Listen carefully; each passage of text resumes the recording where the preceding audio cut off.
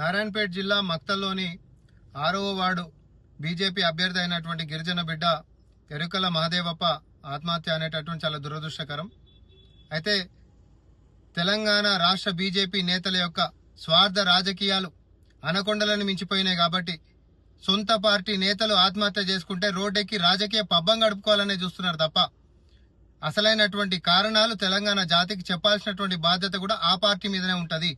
ఎందుకంటే ఎప్పుడైనా ప్రతిపక్ష పార్టీల పైన అధికార పార్టీ గిట్ట ఒత్తిడి చేస్తే స్వపక్షానికి చెప్పి రోడ్డెక్కి నిరసనలు చేసేటటువంటి రాజకీయం మనం చూస్తాం. కానీ స్వపక్ష పార్టీ నేతలే ఒత్తిడి చేసినప్పుడు బయటికి చెప్పుకోలేక ఆత్మహత్యలు చేసుకునేటటువంటి సందర్భాలు మరి వస్తాయి. అట్లాంటప్పుడు మరి మహదేవప్ప ఆత్మహత్య గలటువంటి కారణం సొంత పార్టీ బీజేపీ నేతలు ఎవరు ఒత్తిడి చేసిర్రు, ఏమని ఒత్తిడి చేసిర్రు, బీఫామ్ ఇచ్చి తర్వాత ఆయన అవమానాల పాలు చేసిండ్రా లేకపోతే ఇంకేదైనా గిట్ట ఒత్తిడి పెట్టినరా అనేది తేటతెల్లం కావాల్సినటువంటి అవసరం ఉంది.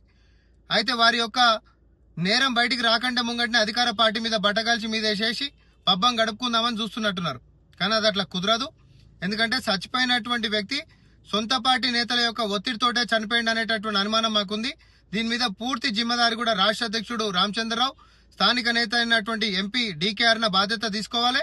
ఆయన గలటువంటి కారణము మీ పార్టీ చేసినటువంటి ఒత్తిడి ఏందో బయటికి చెప్పాలని చెప్పి మేము డిమాండ్ చేస్తా ఉన్నాం.